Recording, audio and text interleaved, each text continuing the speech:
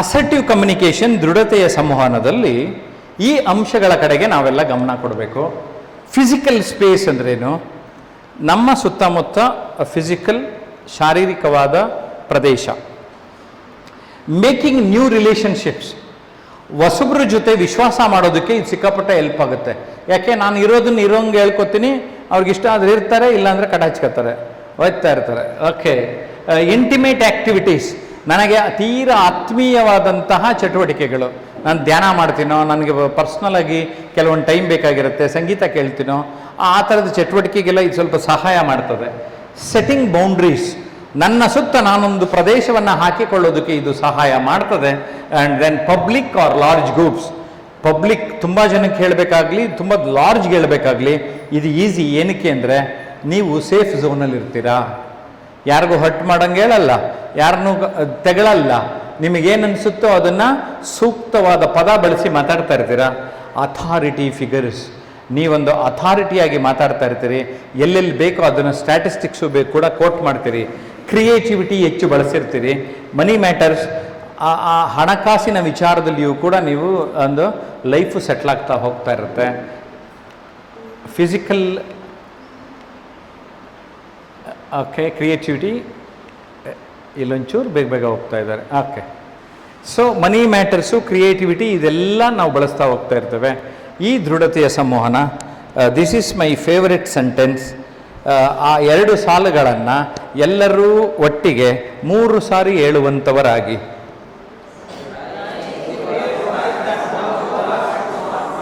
Okay, ನನ್ನ okay, ನೀವು ಯಾಕೋ ಸರಿ ಇಲ್ಲ, ನಾವು ಹೇಳ್ದಂಗೆ ರಿಪೀಟ್ ಮಾಡಿ. Race your words, not your voice. Raise your words, not your voice. Raise your words, not your voice. ನಾವು ಇದುವರೆಗೆ ಏನು ಮಾಡಿಕೊಂಡು ಬಂದಿದ್ದೇವೆ ಎಂದರೆ, ನನಗೇನೋ ಕೋಪ ಬಂದರೆ, ಯಾರ ಮೇಲೆ ಅಗ್ರೆಸಿವ್ ಆಗಿರಬೇಕು ಅಂದರೆ ವಾಯ್ಸ್ ಜಾಸ್ತಿ ಮಾಡ್ತೀವಿ. ಆ ಜಾಗದಲ್ಲಿ ಉತ್ತಮ ಪದಗಳನ್ನು ಹಾಕಿ ನಿಮ್ಮ ಧ್ವನಿ ನನಗೆ ಇಟ್ಕೊಳ್ಳಿ ಅಂತ. Especially private T V channel ಅವ್ರು ಮಾಡೋದು ಅದು ಜಾಸ್ತಿ ವಾಯ್ಸು ಅಲ್ವಾ. ಏನೂ ಅಗತ್ಯ ಇಲ್ಲ, ಒತ್ತುತ್ತವು ಸುಮ್ಮನೆ ಅಲ್ವಾ. ಇದು ಅರ್ಥ ಮಾಡ್ಕೋಬೇಕು. ಅದು ಎಷ್ಟು ಚೆನ್ನಾಗಿದೆ ನೋಡಿ ಈ ವಾಕ್ಯ. It is rain that grows flowers, ಮಳೆಯಿಂದ ಪುಷ್ಪಗಳು, ಗುಡುಗು ಸಿಡಿಲುಗಳಿಂದ ಅಲ್ಲ. ಕ್ಯಾ ಬಾತ್ ಹೇ. ಈಗ ನಿಮಗೆ ಕ್ಲಿಯರ್ ಆಗಿ ಅರ್ಥ ಆಗೋಯ್ತು ಅಸರ್ಟಿವ್ ಕಮ್ಯುನಿಕೇಷನ್ ಅಂದರೆ ಏನು ಅಂದರೆ, ನೀವು ಬರೀ ಧ್ವನಿ ಏರಿಸೋದಲ್ಲವಾ, ನಿನ್ನ ಪದಗಳನ್ನು ಸಮಯೋಚಿತವಾಗಿ ನಿಮ್ಮ ವೊಕ್ಯಾಬ್ಯುಲರಿಯಲ್ಲಿ ಹೇಗೆ ಬಳಸಬೇಕೋ ಆಯಾ ಪದಗಳನ್ನು ಸೂಕ್ತವಾಗಿ ಬಳಸಿದರೆ ನಿಮ್ಮ ಬದುಕು ಬದಲಾದೀತು. So it's a great sentence and ನನಗೆ ತುಂಬ ಇಷ್ಟ ಆಗೋಗಿದೆ. ಆ್ಯಂಡ್ ನೀವು ನನ್ನನ್ನು ಗಮನಿಸಿರ್ಬೋದು, ಈ ಅಸರ್ಟಿವ್ ಕಮ್ಯುನಿಕೇಷನ್ಗೆ ಏನು ಪಾಠ ಮಾಡ್ತಾ ಇದ್ದೀನಿ, ಐ ಆಮ್ ಫಾಲೋಯಿಂಗ್. ಅದರಿಂದನೇ ಧೈರ್ಯವಾಗಿ ನಾನು ಅದನ್ನು ಪಾಠನೂ ಮಾಡ್ತಾ ಇದ್ದೀನಿ. ಇದು ನನಗೆ ಲಾಭ ಆಗಿದೆ, ನಿಮಗೂ ಲಾಭ ಮಾಡ್ಕೊಳ್ಳಿ.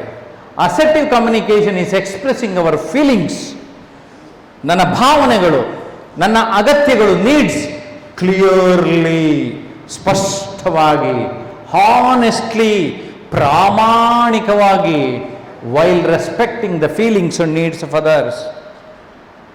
ಎಷ್ಟು ಸಖತ್ತಾಗಿದೆ ಅಲ್ರಿ. ಇತರರ ಭಾವನೆಗಳು, ಅಗತ್ಯಗಳನ್ನು ಗೌರವಿಸಿ ನನ್ನ ಅಗತ್ಯಗಳನ್ನು ನಾನು ಪೂರೈಸಿಕೊಳ್ಳುತ್ತೇನೆ. So that's a great sentence. ಇದನ್ನು ಕರೆಕ್ಟಾಗಿ ಅರ್ಥ ಮಾಡ್ಕೋಬೇಕು. ಸೊ ಫಾರ್ ದ್ಯಾಟ್ ನಾವು ಹೆಂಗಾರು ಇರಲಿ ಅಕ್ಸೆಪ್ಟ್ ಮಾಡಿ. First accept your self, love your self, respect your self. ಹೆಂಗಿದೆ? ರಿಪೀಟ್ ಮಾಡ್ತೀರಾ? Accept your self, love yourself, respect yourself, believe in yourself, be the best version of yourself. ನನ್ನ mobile, laptop best version ಬೇಕು, ನಾನು best version ಆಗಬಾರದಾ? Update ಆಗಿ, upgrade ಆಗಿ, reinvent ಮಾಡ್ಕೊಂಡು ನೀವೊಬ್ಬ ಹೊಸ ವ್ಯಕ್ತಿ ಆಗಬೇಕು. ಕರೆಕ್ಟಾ? ನನ್ನ ಅನನ್ಯತೆ ರೀರಿ ಬುಕ್ಕಲ್ಲಿ ಅಕ್ಸೆಪ್ಟೆನ್ಸ್ ಬಗ್ಗೆನೇ ಒಂದು ಚಾಪ್ಟರ್ ಬರೆದಿದ್ದೇನೆ. First you accept what you are. ನೀವೇನೋ ಆಗಬೇಕಾಗಿತ್ತು, ನಾನು ಅದಾಗಿಲ್ಲ ಸರ್, ನನಗೆ ಬೇಕಿಲ್ಲ ಅದು. ಈಗ ನೀನೇನಾಗಿದ್ದೀಯ ಅದನ್ನು ಒಪ್ಕೋ. ಇಲ್ಲ ಸಾರ್ ನಾನು ಐ ಎ ಎಸ್ ಆಫೀಸರ್ ಆಗಬೇಕಾಗಿತ್ತು, ಯಾರು ಕೈ ಹಿಡ್ಕೊಂಡಿದ್ರು? ಆಗಿಲ್ಲ ತಾನೆ, ನೀನು ಕೆಲಸ ಮಾಡು. ಅಕ್ಸೆಪ್ಟ್ ಮಾಡ್ಕೊಳ್ಳದೆ ಇರೋದ್ರಿಂದನೇ ಜಾಸ್ತಿ ಸಮಸ್ಯೆ. If you just accept what you are doing, most of the problems will fall. ನಾನು ಪುರುಷ, ನಾನು ಮಹಿಳೆ, ಅಕ್ಸೆಪ್ಟ್ ಮಾಡ್ಕೋಬೇಕು. ಅಕ್ಸೆಪ್ಟ್ ಮಾಡ್ಕೊಳ್ಳದೆ ಇರೋರು ಹೋಗಿ ಲಿಂಗ ಚೇಂಜ್ ಮಾಡ್ಕೊಂಡಿರೋದು. ಹೌದು ತಾನೆ? ಅಕ್ಸೆಪ್ಟ್ ಮಾಡ್ಕೊಂಡಿಲ್ಲ ಅವರು. ಅಕ್ಸೆಪ್ಟ್ ಮಾಡ್ಕೊಂಡ್ಬಿಟ್ರೆ ಮುಗಿದೋಯ್ತಲ್ಲ. ಎಸ್, ಈ ಜನ್ಮದಲ್ಲಿ ನಾನು ಹಿಂಗೆ ಬಂದಿದ್ದೀನಿ, ನನ್ನ ಕತೆ ಹಿಂಗೆ, let me accept, finish. Yes, I am a teacher, accept. So ನೀವು ಅಕ್ಸೆಪ್ಟ್ ಮಾಡ್ಕೋತೀರಾ, ಪ್ರೀತಿ ಮಾಡ್ಕೊಳ್ಳಿ. ಸೆಲ್ಫ್ ಲವ್ ತುಂಬ ಇಂಪಾರ್ಟೆಂಟ್. ಬೇರೆಯವ್ರು ನಿಮ್ಮ ಲವ್ ಮಾಡ್ತಾರೋ ಇಲ್ವೋ ಗೊತ್ತಿಲ್ಲ, ನಿಮ್ಮನ್ನು ನೀವು ಸರಿಯಾಗಿ ಲವ್ ಮಾಡ್ಕೊಳ್ಳಿ. ನಿಮ್ಮ ಮೇಲೆ ನಿಮಗೆ ಪ್ರೀತಿ ಇಲ್ಲ ಅಂದರೆ ನಿಮ್ಮನ್ನು ಯಾರು ಪ್ರೀತಿ ಮಾಡಾರು ಅಲ್ವಾ? Respect your self. ಗೌರವನೂ ಅಷ್ಟೇ, ನಮಗೆ ನಾವು ಗೌರವ ಕಟ್ಕೊಳ್ಳೋದನ್ನು ಕಲಿಯೋಣ, ಗ್ರ್ಯಾಜುಲಿ ಆಗ್ತದೆ. Assertive people speak up for themselves in a common way and express their opinions. ಕೂಲಾಗೇನೆ ತಾವು ಏನು ಹೇಳಬೇಕೋ ಅದನ್ನು ಹೇಳ್ಬಿಡ್ತಾರೆ, ಮುಟ್ಟಿಸ್ಬಿಡ್ತಾರೆ. Got it? ಬಾಯಿ ಮುಚ್ಕೊಂಡಿರಲ್ಲ. ಹಂಗಂದ್ಬಿಟ್ಟು ಕೂಗಾಡೋದು, ಅರ್ಚಾಡೋದು, ರೇಗೋದು ಮಾಡೋದಿಲ್ಲ. ಸರ್, ಮೇಡಮ್, ನನ್ನ ಪ್ರಕಾರ ಈ ವಿಚಾರದಲ್ಲಿ ಹೀಗೆ ಅನ್ನಿಸ್ತದೆ, ನನ್ನ ಒಂದು ಅಭಿಪ್ರಾಯವನ್ನು ತಮಗೆ ತಿಳಿಸಿದ್ದೇನೆ, ನೀವೇನಾದ್ರು ಮಾಡ್ಕೊಳ್ಳಿ, ಬಟ್ ನನ್ನ ಮೈಂಡಲ್ಲಿ ಹಿಂಗಿದೆ. ಹಂಗೆ ಹೇಳ್ಬೇಕಾದ್ರೆ ನಿಮಗೆ ಒಳಗಡೆ ಗಮ್ಮತ್ತು ಬೇಕು. ಕರೆಕ್ಟಾ? ನಾನು ಬೆಸ್ಟ್ ಪಬ್ಲಿಕ್ ಸ್ಪೀಕರ್ ಯಾರು ಅಂದರೆ ಗತ್ತು, ಗಮ್ಮತ್ತು, ಗಾಂಭೀರ್ಯ ಇರೋರು ಅಂತೀನಿ. ಇದು ನನ್ನ ಫಾರ್ಮುಲಾ. ಗತ್ತು, ಗಮ್ಮತ್ತು, ಗಾಂಭೀರ್ಯ. ಕೆಲವ್ರಿಗೆ ಈ ಗತ್ತು ಗಮ್ಮತ್ತಿರ್ತದೆ, ಈ ಗಾಂಭೀರ್ಯ ಇರೋದಿಲ್ಲ. ಅಂಥವ್ರು ಜಾಸ್ತಿ ನೋಡ್ತಾ ಇದ್ದೀನಿ. ಗತ್ತು ತೋರಿಸ್ಬಿಡ್ತಾರೆ, ಅದರೊಳಗಡೆ ಡಿಗ್ನಿಫೈಡ್ ಆಗಿ ಹೇಳಿದ್ರೆ ಅದಕ್ಕೆ ಅದರದೇ ಆದ ಒಂದು ವಿಶ್ವಾಸ ಇರ್ತದಲ್ಲ, ಹೌದಲ್ಲ? Okay, good. Quality of self assured and confidence. Self assured, ನಮಗೆ ಗ್ಯಾರಂಟಿ, ನನ್ನ ಬಗ್ಗೆ ನನಗೆ ಗ್ಯಾರಂಟಿ ಇದೆ, ನನ್ನ ಬಗ್ಗೆ ನನಗೆ self assured, yes, that confidence ನಾನು ವ್ಯಕ್ತಪಡಿಸ್ತಾ ಹೋಗ್ತಾನೆ. ಸೊ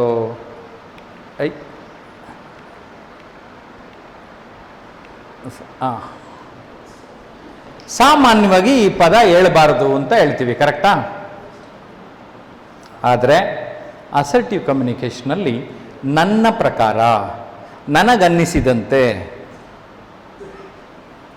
ಅಂದರೆ ನನಗೆ ಹೇಳ್ಬೇಕಾದ್ರೆ ನನಗೆ ಧೈರ್ಯ ಬೇಕು, ಸ್ಟಫ್ ಬೇಕು, ಬಳಸ್ತೀವಿ. ಈಗ ಅಹಂಗೂ ಅಭಿಮಾನಕ್ಕೂ ಒಂದು ಥಿನ್ ಲೈನ್, ಕರೆಕ್ಟ್? ನಾನು ಅಭಿಮಾನದಿಂದ ಮಾತನಾಡುತ್ತೇನೆ, ನಾನು ಅಂತ ಅಹಮ್ಮಲ್ಲಿ ಹೇಳಿದೆ, ನಾನು, ನನ್ನ ಅಭಿಪ್ರಾಯ, ಹೀಗೆ ಯೂಸ್ ಆಫ್ ಐ ಇಲ್ಲಿ ಇರುತ್ತದೆ ಬಳಕೆ. ಓಕೆ, ಇದನ್ನ ಇನ್ನೊಂದು ಅರ್ಥದಲ್ಲಿ ಹೇಳಬೇಕೆಂದರೆ ಕನ್ನಡಿ, ದರ್ಪಣ. ನಾನು ಹೇಗಿರ್ತೇನೋ ನನ್ನ ಎದುರುಗಡೆ ಕನ್ನಡಿ ಇಟ್ಟರೆ ಹಂಗೆ ಕಾಣಿಸ್ತದೆ. ಇರುವುದನ್ನು ಇರುವ ಹಾಗೆ ತಿಳಿಸುವ ಮೂಕ ಗುರು ಕನ್ನಡಿ ಅಂತ ನಾನೊಂದು ಚುಟ್ಕ ಬರ್ದೀನಿ ಹಿಂದೆ, ಆ ನುಡಿಗನ್ನಡಿ ಬುಕ್ಗೋಸ್ಕರ. ಆದರೂ ನೀವೆಲ್ಲ ಸ್ವಲ್ಪ ಆಕ್ಳಿಸೋದು ವಿಧಗಳಿದೆ. ನನ್ನ ಮುಂದೆ ಪ್ರದರ್ಶನ ಬೇಡ.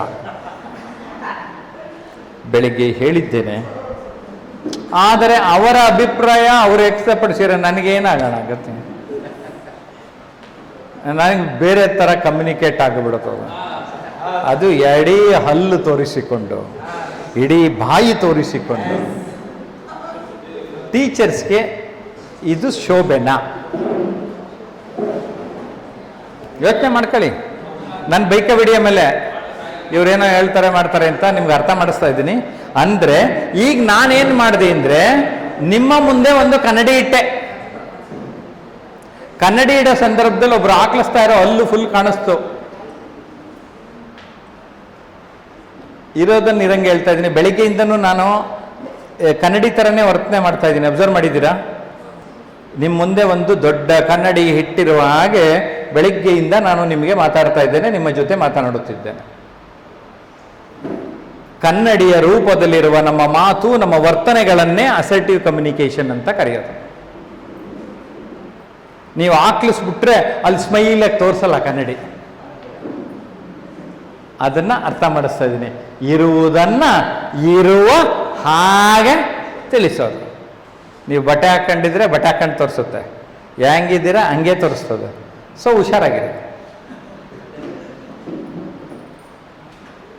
ಓಕೆ, ಸೊ ಇದು ಎಂಥ ಪವರ್ಫುಲ್ ವೆಪನ್ ರೀ ಇದು, ಅಸರ್ಟಿವ್ ಕಮ್ಯುನಿಕೇಷನ್.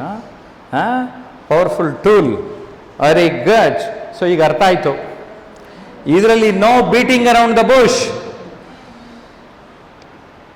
ಕೊಂಕಣ ಸುತ್ತಿ ಮೈಲಾರಕ್ಕೆ ಬರೋದಿಲ್ಲ.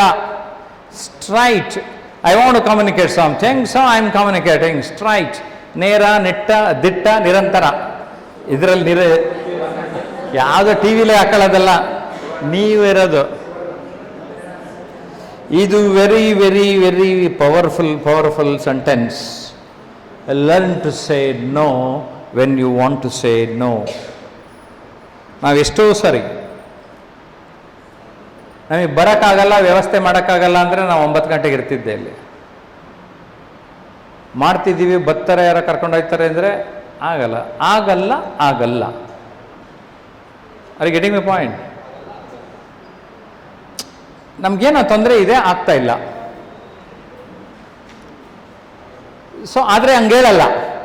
ಇಲ್ಲ ಬರ್ತೀವಿ, ನಾವು ಮಾಡ್ತೀವಿ, ನಾಳೆ ಇರ್ತೀವಿ, ಮಾಡ್ತೀವಿ. ಡಬಲ್ ಬೇಜಾರಾಗುತ್ತಾ ಇಲ್ವಾ? ಅದ್ರ ಬದಲು ಇವತ್ತು ನನಗೆ ತೊಂದರೆ ಇದೆ, ಓಕೆ, ಇವತ್ತು ನಮ್ಗೆ ಆಗೋದಿಲ್ಲ, ಹಂಗೆ ಅಂದ್ಬಿಟ್ರೆ ನಾವೇನೋ ವ್ಯವಸ್ಥೆ ಮಾಡ್ಕೋತೀವಲ್ಲ. ಇದು ಸುಮಾರು ಜನ ಮಾಡುವುದಿಲ್ಲ.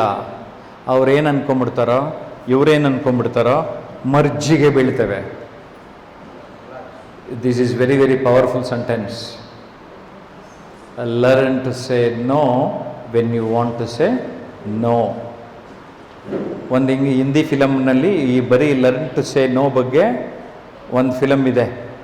ಅಮಿತಾಬ್ ಬಚ್ಚನ್ ಹೇಳಾನೆ. ಫಿಲಮ್ ಹೆಸರು ಗೊತ್ತಾ ಮೇಡಮ್? ಏನು? ಹಾಂ, ಅವಳು ಬೇಡ ಅಂದು ಅಂದರೆ ಬೇಡ.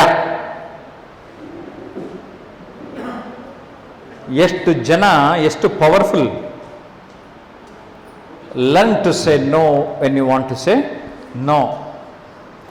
When being assertive, it is best to provide your opinion or observation supported by facts. ನಾನು ಹೇಳ್ತಾ ಇರೋ ವಿಚಾರಗಳ ಬಗ್ಗೆ ನನ್ನ ಬಳಿ ದಾಖಲೆ ಇದ್ದರೆ, ಸ್ಟ್ಯಾಟಿಸ್ಟಿಕ್ಸ್ ಇದ್ದರೆ, ಅದರ ಜೊತೆಗೆ ಮಂಡಿಸಿದಾಗ ಜನ ಅಕ್ಸೆಪ್ಟ್ ಮಾಡ್ತಾರೆ. ನಾವು ಒಂದು ಅಧ್ಯಯನವನ್ನು ಮಾಡಿದ್ವಿ, ಆ ಅಧ್ಯಯನದ ಪ್ರಕಾರ ಹೀಗೆ ಹೇಳಿದ್ರೆ ಜನ ಒಪ್ತಾರಾ ಇಲ್ವಾ? So you be ready with information. ಈಗ ನಮ್ಮ ಅನುಭವ ಜಾಸ್ತಿ ಇರಬೇಕು, ಜ್ಞಾನ ಜಾಸ್ತಿ ಇರಬೇಕು. ಇವೆಲ್ಲ ಇದ್ದರೆ, ಜೊತೆಗೆ ಸಪೋರ್ಟಿವ್ ಫ್ಯಾಕ್ಟ್ಸ್ ಇದ್ದರೆ, ಅದು ಎಂಥದೇ ಕೇಸ್ ಇರಲಿ, ಒಬ್ಬ ಲಾಯರ್, ಆರ್ಡಿನರಿ ಲಾಯರ್ ಆಗಿದ್ದರೂ ಆ ಕೇಸ್ ಗೆದ್ಕೊಂಬರ್ತಾನೆ. ಹಾಂ, ನಾನು ಲಾಯರ್ಗೂ ಹೇಳ್ಕೊಟ್ಬಿಟ್ರೆ ಲಾಯರು ಜಾಸ್ತಿ ಫೀಸ್ ಜಾಸ್ತಿ ಚಾರ್ಜ್ ಮಾಡಿಬಿಡ್ತಾರೆ. ಅಷ್ಟು ಪವರ್ಫುಲ್ ಅಲ್ಲೇನ್ರಿ. ಜಡ್ಜು ಏನು ಬರೀತಾನೆ, ತುಂಬ ಸೀನಿಯರ್ ಲಾಯರ್ಸ್ ನೋಡಿ, ಅವರು ಗಂಟೆಗಟ್ಟಲೆ ನಿಂತ್ಕೊಂಡು ಮೈ ಲಾರ್ಡ್ ಹಂಗೆ ಏನು ಹೊಡೆಯೋದೇ ಇಲ್ಲ. Sir, this is submit, please go through those 2 lines I have mentioned there. I think that is enough to substantiate my decisions or my whatever the information is provided. That's it. 1-2 line ಹೊಡಿತಾರೆ, ಹೋಯ್ತಾರೆ. ಒಂದು ಸಿಟ್ಟಿಂಗಿಗೆ ಕೆಲವರು 50,000 1 lakh charge ಮಾಡ್ತಾರೆ senior lawyers. So may be 1 sentence 2 sentence. ಇನ್ನು L ಬೋರ್ಡಲ್ಲಿ ಇರೋವು ಅರ್ಧ ಗಂಟೆ 1 ಗಂಟೆ ಭಾಷಣ. ಅಲ್ಲಿ ಏನು ಬೇಕು, ಜಡ್ಜ್ಗೆ ಏನು ಅರ್ಥ ಮಾಡಿಸಬೇಕು, ಸಾಕಲ್ಲ. ನಿಮಗೆ ಮಕ್ಕಳಿಗೆ ಏನು ಅರ್ಥ ಮಾಡಿಸಬೇಕು ಅದು ಸಾಕು. ಇನ್ಫಾರ್ಮೇಷನ್, ರಿಯಾಲಿಟಿ, ಆ್ಯಕ್ಚುಯಾಲಿಟಿ, ಟ್ರೂತ್, ಅದನ್ನು ಕೇಸ್ ಅಂತ ಹೇಳಿ ಫ್ಯಾಕ್ಟ್ಸ್ ಅಂತ ಸುಮ್ಮನೆ ಒಂದು ಅಂಡರ್ಲೈನ್ ಮಾಡಿರೋದು ಏನರ್ಥ ಅಂದರೆ, ನಾವು ಸತ್ಯವಂತರಾಗಿರುತ್ತೇವೆ, ಇರುವ ವಿಚಾರಗಳನ್ನಷ್ಟೇ ಮಂಡಿಸುತ್ತೇವೆ, ಅದಕ್ಕೆ ನಾವು ಭಯಪಡುವ ಅಗತ್ಯವೂ ಇರುವುದಿಲ್ಲ. ಹಾಗಾಗಿಯೇ ನಮ್ಮಲ್ಲಿ ಆತ್ಮವಿಶ್ವಾಸ ಜಾಸ್ತಿ. When making request it is ideal to create a win win by pointing our what is currently wrong, what needs to happen and how that will benefit both parties. ನಾನು ಈಗಾಗಲೇ ಹೇಳಿದಾಗೆ ಈ ಅಸರ್ಟಿವ್ ಕಮ್ಯುನಿಕೇಷನಲ್ಲಿ both the parties win win. ನಾನು ಗೆಲ್ಲಬೇಕು, ಇನ್ನೊಬ್ಬರು ಸೋಲಬೇಕು ಅಂತ ಇಲ್ಲ. ಇಲ್ಲೇ ನಾನೂ ಗೆಲ್ಲಬೇಕು, ಮತ್ತೊಬ್ಬರೂ ಗೆಲ್ಲಬೇಕು. ಆ ಒಂದು ಹಿತವನ್ನು ಇಟ್ಟುಕೊಂಡು ಮಾತನಾಡುವ ಸಂವಹನಕ್ಕೆ ಅಸರ್ಟಿವ್ ಕಮ್ಯುನಿಕೇಷನ್ ಅಂತಾರೆ. ಹಾಗಾಗಿ ಪಾಸಿಟಿವ್ ಬಾಡಿ ಲ್ಯಾಂಗ್ವೇಜ್ ಅವರಲ್ಲಿ ಇರುತ್ತದೆ. ಆ ಬಾಡಿ ಲ್ಯಾಂಗ್ವೇಜ್ ನೋಡ್ತಾ ಇದ್ದಂಗೆ ಶಾರೀರಿಕ ಭಾಷೆಯಲ್ಲಿ ಪಾಸಿಟಿವ್ ಆಗಿರ್ತದೆ. ಐ ಕಾಂಟ್ಯಾಕ್ಟ್ ಆತ್ಮೀಯವಾಗಿರ್ತದೆ. Smile, it improves your face value. S, MILE, S ಅಂತಾರೆ.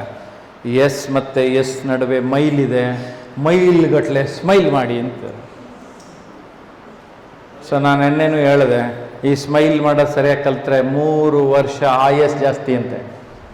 ಇದು ನನಗೆ ಗೊತ್ತಾಗಿರೋದು, ರಿಸರ್ಚರಲ್ಲಿ ಹೇಳಿರೋದು. ನೀವು ಮುಖ ಪೈಲ್ಸ್ ಥರ ಇಟ್ಕೊಂಡ್ರೆ 3 ವರ್ಷ ಬೇಗ ಅರಳೆಣ್ಣೆ ಕುಡ್ದಂಗಿದ್ರೆ 3 ವರ್ಷ ಬೇಗ ಹೋಗಬೇಕು ಮೇಲಕ್ಕೆ ಅಂದರೆ ಇಟ್ಕೊಳ್ಳಿ. ಹಂಗೆ ಖುಷಿಯಾಗಿದ್ದರೆ ಮಿನಿಮಮ್ 3 ಇಯರ್ಸು. ನನ್ನ ಪ್ರಕಾರ ಇನ್ನೊಂದು 2 ವರ್ಷ ಜಾಸ್ತಿಯಾಗಿ ಒಂದು 5 ವರ್ಷ ನಗು ನಗುತ್ತಾ ನಲಿ ನಲಿ ಏನೇ ಆಗಲಿ ಅಂತ ಹೇಳ್ತಾ ಇರ್ಬೋದು. Smile, it improves your face value. So ಈ ಚಾಯ್ಸ್ ಆಫ್ ವರ್ಡ್ಸಲ್ಲಿ ಅವಾಯ್ಡ್ ಈ ಥರದ ಸೆಂಟೆನ್ಸಸ್ಸು ಯಾವ್ಯಾವುದು. ಸ್ಪೆಲ್ ಆರ್ಡರ್ಸ್, ಡಿಕ್ಟೇಟ್ ಮಾಡೋದು, ಆರ್ಡರ್ಸ್ ಮಾಡೋದು ಬೇಡ. ಸರ್ಕ್ಯಾಸ್ಟಿಕ್ ಕಾಮೆಂಟ್ಸು, ಒಂಥರ ಅಡ್ಡ ಮೀನಿಂಗ್, ಎಡವಟ್, ಡಬಲ್ ಮೀನಿಂಗ್, ಅದು ಇಲ್ಲೆಲ್ಲ ನಾಟಕಗಳು ಉತ್ತರ ಕರ್ನಾಟಕದಲ್ಲಿ ಡಬಲ್ ಮೀನಿಂಗ್ ನಾಟಕ ಸಿಕ್ಕಾಪಟ್ಟೆ. ಅವೆಲ್ಲ ಬೇಡ ಡೈಲಾಗ್ಗಳು. ಪಾಸಿಂಗ್ ನೆಗೆಟಿವ್ ಜಡ್ಜ್ಮೆಂಟ್ಸ್, ನಿಮ್ಗೆ ಗೊತ್ತಿಲ್ಲ ಅವ್ರು ಹಂಗೆ ಬರೀ ಬೇರೆಯವ್ರ ಬಗ್ಗೆ ಹೇಳ್ತಾರೆ, ನೀವು ಹೆಂಗೆ ಗೊತ್ತಿಲ್ಲ, ನೀವು ನೋಡ್ಕೊಳ್ಳಿ.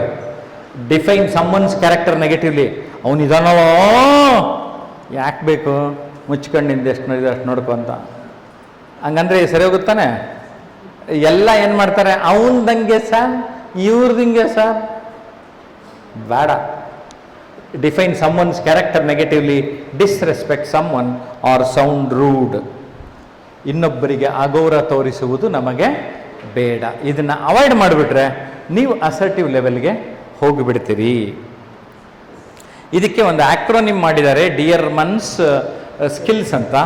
ವೆರಿ ಕ್ಲಿಯರ್ ಆಗಿ ಅಸರ್ಟಿವ್ ಕಮ್ಯುನಿಕೇಷನ್ಗೆ ನಾವು ಡಿಸ್ಕ್ರೈಬ್ನ ಚೆನ್ನಾಗಿ ಮಾಡ್ತೇವೆ, ಎಕ್ಸ್ಪ್ರೆಸ್ ಚೆನ್ನಾಗಿ ಮಾಡ್ತೇವೆ, ಅಸರ್ಟ್ ದೃಢವಾಗಿ ಹೇಳುತ್ತೇವೆ, ಹೇಳಿದ್ದನ್ನು ಮತ್ತೆ ಸರಿಯಾಗಿ ಹೇಳುತ್ತೇವೆ, ರೀಇನ್ಫೋರ್ಸ್ ಮೈಂಡ್ಫುಲ್, ನಮ್ಮ ಜ್ಞಾನ ಸರಿ ಇದೆ ಎಂದುಕೊಂಡು ನಮ್ಮ ಮೈಂಡು ಸರಿ ಇದ್ದುಕೊಂಡು ಮಾತನಾಡುತ್ತೇವೆ.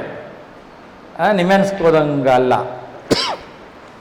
ಅಪಿಯರ್ ಕಾನ್ಫಿಡೆಂಟ್, ನಾವು ನೋಡೋಕ್ಕೂ ಕೂಡ ಕಾನ್ಫಿಡೆಂಟ್ ಆಗಿರ್ತೀವಿ. And we are ready to negotiate. ಮಾತುಕತೆಯ ಮೂಲಕ ಎಂಥ ಸಮಸ್ಯೆ ಇದ್ದರೂ ಬಗೆಹರಿಸಿಕೊಳ್ಳಲು ಸಿದ್ಧವಿದ್ದೇವೆ. ನಾವು ಮಾತುಕತೆಯ ಮೂಲಕ ಅನೇಕ ಸಮಸ್ಯೆಯನ್ನು ಬಗೆಹರಿಸಿಕೊಂಡಿದ್ದೇ ಆದಲ್ಲಿ ಅನೇಕ ಸಿವಿಲ್ ವ್ಯಾಜ್ಯಗಳನ್ನು ಕೋರ್ಟಿಗೆ ಹೋಗುವ ಅಗತ್ಯ ಇರಲಿಲ್ಲ. ಯಾವುದೋ ಒಂದಡಿ ಹೆಚ್ಚು ಕಡಿಮೆಗೋಸ್ಕರ 25 ವರ್ಷ ಅಲಿತೀವಿ. ನನ್ನ ತಮ್ಮ ಅಲ್ವಾ ಒಂದಡಿ ಹೋಗ, ನಮ್ಮ ಅಣ್ಣ ಅಲ್ವಾ ಒಂದಡಿ ಹೋಗ್ಲಿ ಅಂತ ಬಿಟ್ಟಾಕಿದ್ರೆ ನೀವು ದೊಡ್ಡ ಮನುಷ್ಯರಾಗ್ತೀರ ರೀ. ಈ ಸರ್ಟಿಫ್ ಕಮ್ಯುನಿಕೇಷನ್ ಹೇಳ್ಕೊಡ್ತಾ ಇದೆ. ಇನ್ನು ಮುಂದೆ ಅಂಥ ಸಂದರ್ಭ ಬಂದರೆ 25 ವರ್ಷ ಅಲ್ದು ನೀವು ಮುದಿಯಾಗ ಹೊತ್ತಿಗೆ ಕೇಸ್ಗೆಲ್ಲ ಬದಲು ಇರುವಾಗ ಅನುಭವಿಸ್ಕೊಂಡು ಅವನು ಚೆನ್ನಾಗಿರಲಿ, ನಾವು ಚೆನ್ನಾಗಿರಲಿ, ವಿನ್ ವಿನ್ ಅಂತ ಅದಕ್ಕೆ ಹೇಳಿದ್ದು. ನಾನು ಚೆನ್ನಾಗಿರಬೇಕು, ನೀನು ಚೆನ್ನಾಗಿರ್ಬೇಕು. ಅದೊಂದು ಒಳ್ಳೆ ಮನಸ್ಸಿದ್ರೆ. ನನ್ನ ಕೆಲವ್ರನ್ನ ಗೊತ್ತಿದೆ, ಅವ್ರು ಚೆನ್ನಾಗಿದ್ದರೆ ಅವ್ರ ತಮ್ಮಂದಿರಿಗೆ ಕೊಟ್ಬಿಟ್ಟಾರೆ, ನಾನು ಚೆನ್ನಾಗಿದ್ದೀನಿ, ಫುಲ್ ಪ್ರಾಪರ್ಟಿ ಅವರೇ ಕೊಟ್ಟಾರೆ. ಇನ್ನೊಬ್ಬರು ಲಂಡನ್ನಲ್ಲಿದ್ದರು, ಹಳೇದು ಅಣ್ಣ ನಿನ್ನ ಹೆಸರಲ್ಲಿ ಒಂದು ಪ್ರಾಪರ್ಟಿ ಇತ್ತು, ಏನು ಮಾಡೋದು ಅಂದರೆ ಯಾವ್ದಾದ್ರು ಒಳ್ಳೇದು ಸೇವೆ ಮಾಡ್ತಾಯಿದ್ರೆ ಆ ಸಂಸ್ಥೆಗೆ ಡೊನೇಟ್ ಮಾಡು ಅಂತ ಹೇಳಿದ್ರು. ಅರ್ಥ ಆಯ್ತಾ? ಯಾವ್ದಾದ್ರು ಒಂದು ಸರ್ವಿಸ್ ಆರ್ಗನೈಸೇಷನ್ ಇದ್ದರೆ, ನಂಗೆ ಗೊತ್ತಿರೋರೊಬ್ಬರು ಡಾಕ್ಟರ್ RS ಸೂರ್ಯನಾರಾಯಣ ಶೆಟ್ಟಿ ಅಂತ, ಈ ಇಂಗ್ಲೆಂಡ್ನಲ್ಲಿ ಒಳ್ಳೆ ಡಾಕ್ಟ್ರಾಗಿ ಇದ್ದುಕೊಂಡು ಎಲಿಜಬೆತ್ ರಾಣಿ ಅವಾರ್ಡ್ ಕೊಟ್ಟಾರ ಅವ್ರಿಗೆ. ಅವ್ರ ಬಗ್ಗೆ ಬರ್ದೀನಿ ನಾನು, ವಿಡಿಯೋ ಇದೆ ಯೂಟ್ಯೂಬ್ನಲ್ಲಿ. ಆಮೇಲೆ ಅವ್ರ ಅಣ್ಣ ಅವ್ರ ತಮ್ಮಂಗೆ ಹೇಳಿ ಡೊನೇಷನ್ ಮಾಡಿಸಿರಂತೆ ಅವ್ರ ಪ್ರಾಪರ್ಟಿನ ಬೇಡ ಅಂತ. ದೇರ್ ಆರ್ ಮೆನಿ ಪೀಪಲ್, ನಾವು ಹಂಗೆ ದೊಡ್ಡವರಾಗಬೇಕಷ್ಟೇ. So face your fears and practice being assertive with moderate self-exposure.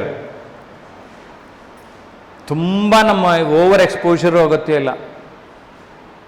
ಭಯಗಳನ್ನು ಹಿಮ್ಮೆಟ್ಟಿಸುತ್ತಾ ಹೋದಲ್ಲಿ ಆಟೋಮ್ಯಾಟಿಕಲಿ ಧೈರ್ಯ ಬರ್ತದೆ. ಕಾನ್ಫಿಡೆಂಟ್ ಆಗಿ ನಾನು ನನಗೇನು ಹೇಳಬೇಕೋ ಹೇಳುತ್ತೇನೆ, ಹೇಳುವಂಥವರಾಗಿ. That's it. Say what you mean and mean what you say.